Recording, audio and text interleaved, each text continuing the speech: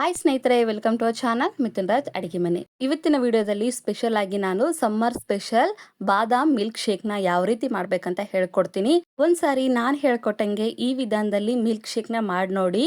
ಇನ್ನು ಯಾವತ್ತೂ ಹೊರಗಡೆ ಹೋಗಿ ಕುಡಿಯೋದೇ ಇಲ್ಲ, ಅಷ್ಟು ಸೂಪರ್ ಆಗಿರುತ್ತೆ. ಹೊರಗಡೆಕಿನ್ನ ಮನೆಯಲ್ಲೇ ಇಷ್ಟು ರುಚಿಯಾಗಿ ಬರುತ್ತೆ, ಇದು ಅಂತ ಗ್ಯಾರಂಟಿ. ನಾನು ಮನೆಯಲ್ಲಿ ವಾರದಲ್ಲಿ ಅಟ್ಲೀಸ್ಟ್ 2 ಸರಿ ಆದರೂ ಈ ಒಂದು ಬಾದಾಮ್ ಮಿಲ್ಕ್ ಶೇಕ್ನ ಮಾಡ್ತೀನಿ. ಯಾಕೆಂದ್ರೆ ತುಂಬಾ ಬಿಸಿಲಿದೆ.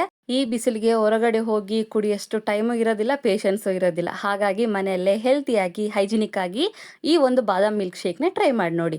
ಮೊದಲನೇದಾಗಿ ಒಂದು ಬೌಲಲ್ಲಿ 20ರಿಂದ 25 ಬಾದಾಮಿನ ತಗೊಂಡಿದ್ದೀನಿ. 1 ಲೀಟರ್ ಹಾಲಿಗೆ 20ರಿಂದ 25 ಬಾದಾಮಿ ಬೇಕಾಗುತ್ತೆ. ನೀರು ಹಾಕಿ ಓವರ್ ನೈಟ್ ನೆನೆಯಕ್ಕೆ ಬಿಡ್ತೀನಿ. ಇಲ್ಲಪ್ಪ ಅಷ್ಟು ಟೈಮ್ ಇಲ್ಲ ಅಂತಂದ್ರೆ ನೀವು ಬೇಕಿದ್ರೆ ಬಾದಾಮಿನ ಕುದಿಸಿ ಕೂಡ ತಗೋಬಹುದು. ನಾನು ರಾತ್ರಿ ಪೂರ್ತಿ ಬಾದಾಮಿನ ನೆನೆಸ್ಬಿಟ್ಟು ಮಧ್ಯಾಹ್ನ ಮಾಡ್ತಿದ್ದೀನಿ ಈ ಒಂದು ಬಾದಾಮ್ ಮಿಲ್ಕ್ ಶೇಕ್. ಅಂಡ್ ನಿಮ್ಮೆಲ್ಲರ ಹತ್ರ ಒಂದು ರಿಕ್ವೆಸ್ಟ್, ನನ್ನ ಚಾನಲ್ನ ಮೊದಲನೇ ಬಾರಿ ನೋಡ್ತಾ ಇದ್ರೆ ಪ್ಲೀಸ್ ಎಲ್ಲರೂ ದಯವಿಟ್ಟು ಸಬ್ಸ್ಕ್ರೈಬ್ ಮಾಡ್ಕೊಳ್ಳಿ. ಪಕ್ಕದಲ್ಲಿರುವಂಥ ಬೆಲ್ ಬಟನ್ನ ಕ್ಲಿಕ್ ಮಾಡಿದರೆ ನಾನು ಯಾವಾಗ ವೀಡಿಯೋಸ್ ಹಾಕಿ ನೋಟಿಫಿಕೇಶನ್ ಬರುತ್ತೆ.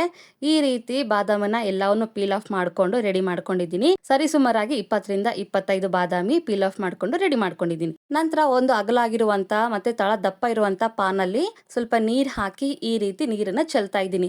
ಈ ರೀತಿ ಮಾಡೋದ್ರಿಂದ ಹಾಲು ಹಾಕಿದಾಗ ಕೆಳಗಡೆ ಒತ್ತೋಗೋದಿಲ್ಲ. ಅದಕ್ಕೆ ಈ ಒಂದು ಪ್ರೊಸೆಸ್ ನ ಮಾಡಿ ಸ್ಕಿಪ್ ಮಾಡಬೇಡಿ. ನಾನಿಲ್ಲಿ ಸರಿಸುಮಾರಾಗಿ 1 ಲೀಟರ್ ಅಷ್ಟು ಹಾಲು ತಗೊಂಡಿದ್ದೀನಿ. ನಿಮ್ಮ ಹತ್ರ ಯಾವ ಹಾಲು ಅವೈಲೇಬಲ್ ಇರುತ್ತೆ ಅದನ್ನೇ ತಗೊಳ್ಳಿ.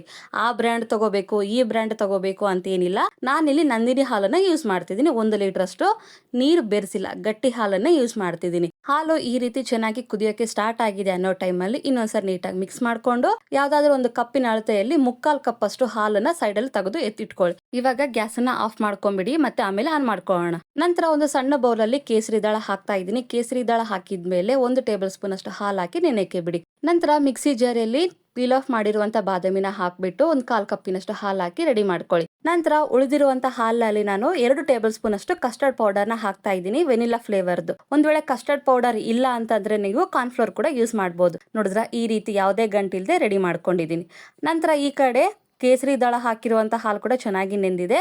ಕೇಸರಿ ಹಾಕಿರುವಂತ ಹಾಲನ್ನ ಕೂಡ ಮಿಕ್ಸಿಯಲ್ಲಿ ಹಾಕೊಂಡು ಆದಷ್ಟು ದೊಡ್ಡ ಮಿಕ್ಸಿಯಲ್ಲೇ ಹಾಕೊಳ್ಳಿ, ಇಲ್ಲಾಂದ್ರೆ ಚೆಲ್ಲೋಗ್ಬಿಡುತ್ತೆ. ನನಗೂ ಅದೇ ಪ್ರಾಬ್ಲಮ್ ಆಯ್ತು. ಎಷ್ಟು ಸಾಧ್ಯನೋ ಅಷ್ಟು ಫೈನ್ ಆಗಿ ಈ ರೀತಿ ಮಿಕ್ಸಿ ಮಾಡ್ಕೋಬೇಕು. ನೋಡ್ರ ಮಿಕ್ಸಿ ಮಾಡ್ಕೊಂಡ್ ಬಂದಿದ್ದೀನಿ. ಮತ್ತೆ ಗ್ಯಾಸನ್ನ ಆನ್ ಮಾಡ್ಕೊಂಡು ಹಾಲನ್ನ ಬಿಸಿ ಮಾಡ್ಕೊಳ್ಳಿ, ಬಿಸಿ ಆಗ್ಬೇಕು. ನಂತರ ಇದಕ್ಕೆ ನಾನು ಮಿಕ್ಸಿ ಮಾಡಿರುವಂತ ಬಾದಾಮ್ ಪೇಸ್ಟ್ ಅನ್ನ ಹಾಕ್ತಾ ಇದ್ದೀನಿ. ಗ್ಯಾಸ್ ಲೋ ಫ್ಲೇಮ್ ಅಲ್ಲೇ ಇಟ್ಕೊಳ್ಳಿ. ನಂತರ ಕಸ್ಟರ್ಡ್ ಪೌಡರ್ ಹಾಲಿರುತ್ತಲ್ಲ ಅದನ್ನ ಕೂಡ ಹಾಕೊಳ್ಳಿ. ಇನ್ನೊಂದ್ಸರಿ ನೀಟಾಗಿ ಮಿಕ್ಸ್ ಮಾಡ್ಕೊಂಡು ನಂತರ ಹಾಕೊಳ್ಳಿ. ಇವಾಗ ಗ್ಯಾಸ್ ಅನ್ನ ಮೀಡಿಯಂ ಫ್ಲೇಮ್ ಅಲ್ಲೇ ಇಟ್ಕೊಂಡು ಒಂದು 5ರಿಂದ 10 ನಿಮಿಷ ಚೆನ್ನಾಗಿ ಕುದಿಸ್ಕೋಬೇಕು. ಕಂಪ್ಲೀಟ್ ಆಗಿ ಕಲರ್ ಚೇಂಜ್ ಆಗುತ್ತೆ. ನೋಡಿದ್ರ ಯಾವ ತರ ಕಲರ್ ಚೇಂಜ್ ಆಗಿದೆ. ಅಂಡ್ ಹಾಲು ಕೂಡ ಸ್ವಲ್ಪ ಗಟ್ಟಿ ಆಗಿದೆ, ತಿಕ್ ಆಗಿದೆ ನೋಡಿ. ಇನ್ನೊಂದ್ಸರಿ ನೀಟಾಗಿ ಕಲಿಸ್ಕೊಂಡು ಇವಾಗ ಇದಕ್ಕೆ ಸಕ್ಕರೆ ಹಾಕೋಣ. 1 ಲೀಟರ್ ಹಾಲಿಗೆ ಒಂದು 3 ಟೇಬಲ್ ಸ್ಪೂನ್ ಅಷ್ಟು ಸಕ್ಕರೆ ಕರೆಕ್ಟ್ ಆಗುತ್ತೆ. ನಂತರ ಇಲ್ಲಿ ನಾನು 1 ಟೇಬಲ್ ಸ್ಪೂನ್ ಅಷ್ಟು ಕಂಡೆನ್ಸ್ಡ್ ಮಿಲ್ಕ್ ಹಾಕ್ತಾ ಇದ್ದೀನಿ. ಒಳ್ಳೆ ಫ್ಲೇವರ್ ಅಂಡ್ ರಿಚ್ನೆಸ್ ಆಡ್ ಆಗುತ್ತೆ ಅಂತ. ಒಂದ್ ವೇಳೆ ನಿಮ್ಮ ಹತ್ರ ಕಂಡೆನ್ಸ್ಡ್ ಮಿಲ್ಕ್ ಇಲ್ಲ ಅಂತಂದ್ರೆ ಕಂಡೆನ್ಸ್ಡ್ ಮಿಲ್ಕ್ ಬದಲಾಗಿ ಇನ್ನು 1 ಟೇಬಲ್ ಸ್ಪೂನ್ ಅಷ್ಟು ಸಕ್ಕರೆ ಹಾಕೊಂಬಿಡಿ, ಕರೆಕ್ಟ್ ಆಗುತ್ತೆ. ಸಕ್ಕರೆ ಹಾಕೊಂಡಿದ್ಮೇಲೆ 1-2 ನಿಮಿಷ ಮೀಡಿಯಂ ಫ್ಲೇಮ್ ಅಲ್ಲೇ ಚೆನ್ನಾಗಿ ಕುದಿಸಿ ಸಕ್ಕರೆ ಎಲ್ಲ ಕರಗಿಸ್ಕೊಳ್ಳಿ. ಸಕ್ಕರೆ ಎಲ್ಲ ಕರಗಿದೆ ಅನ್ನೋ ಟೈಮಲ್ಲಿ ಗ್ಯಾಸ್ ಆಫ್ ಮಾಡ್ಕೊಂಡು ಇನ್ನೊಂದು ಬೌಲಿಗೆ ಹಾಕೊಂಡು ಕಂಪ್ಲೀಟ್ ಆಗಿ ತಣ್ಣಗೋಕೆ ಬಿಡ್ತೀನಿ. ತಣ್ಣಗಾದ್ಮೇಲೆ ಮಾತ್ರ ಫ್ರಿಜ್ ಅಲ್ಲಿ ಇಟ್ಕೋಬೇಕು. ಬಿಸಿ ಬಿಸಿ ಆಗಿರುವಂತ ಈ ಮಿಲ್ಕ್ ಶೇಕ್ ನ ಡೈರೆಕ್ಟ್ ಆಗಿ ಫ್ರಿಜ್ ಅಲ್ಲೇ ಇಡಕ್ಕೆ ಹೋಗ್ಬೇಡಿ. ಕಂಪ್ಲೀಟ್ ಆಗಿ ಕೂಲ್ ಆದ್ಮೇಲೆ ಮಾತ್ರ ಫ್ರಿಜ್ ಅಲ್ಲಿ ಇಡಬೇಕು. 1 ಅಥವಾ 2 ತಾಸು ಆದ್ಮೇಲೆ ತೋರಿಸ್ತಾ ಇದ್ದೀನಿ ನೋಡಿ ಯಾವ ತರ ಗಟ್ಟಿಯಾಗಿದೆ. ಕನ್ಸಿಸ್ಟೆನ್ಸಿ ನೋಡಿ ಎಷ್ಟು ಚೆನ್ನಾಗಿ ಬಂದಿದೆ ಅಲ್ಲ. ಇದೇ ತರನೇ ಇರಬೇಕು. ನೀವು ಮಾಡಿದ್ರು ಕೂಡ ಹೀಗೆ ಇರುತ್ತೆ. ಇನ್ನೊಂದ್ಸರಿ ನೀಟಾಗಿ ಮಿಕ್ಸ್ ಮಾಡ್ಕೊಂಡು ಇವಾಗ ಸ್ವಲ್ಪ ಸ್ವಲ್ಪನೇ ಮಿಕ್ಸಿ ಜಾರೆಲ್ಲ ಹಾಕೊಂಡು ಮಿಕ್ಸಿ ಮಾಡ್ಕೋಬೇಕು. ಎಲ್ಲಾನು ಒಂದೇ ಸರಿ ಮಿಕ್ಸಿ ಮಾಡ್ಕೋಬೇಡಿ, ಹೊರಗಡೆ ಚೆಲ್ಲೋಗ್ಬಿಡುತ್ತೆ. ಎಷ್ಟು ಬೇಕೋ ಅಷ್ಟೇ ಬಾದಾಮ್ ಶೇಕ್ನ ಹಾಕೊಂಡು ಮಿಕ್ಸಿ ಮಾಡ್ಕೊಂಡು ತೋರಿಸ್ತಾ ಇದ್ದೀನಿ ನೋಡಿ ಯಾವ ತರ ಆಗಿದೆ. ಪರ್ಫೆಕ್ಟ್ ಆಗಿರುವಂತ ಬಾದಾಮ್ ಮಿಲ್ಕ್ ಶೇಕ್ ರೆಡಿ ಆಯ್ತು. ಒಂದು ಬೌಲ್ ಅಲ್ಲಿ ಹಾಕೊಂತೀನಿ. ಇದೇ ರೀತಿಯಾಗಿ ಉಳಿದಿರುವಂತ ಹಾಲನ್ನ ಕೂಡ ಮಿಕ್ಸಿ ಮಾಡ್ಕೊಂಡು ಇದೇ ಬೌಲ್ಗೆ ಹಾಕೊಂತಾ ಇದ್ದೀನಿ. ಕನ್ಸಿಸ್ಟೆನ್ಸಿ ನೋಡಿ ಎಷ್ಟು ಚೆನ್ನಾಗಿದೆ.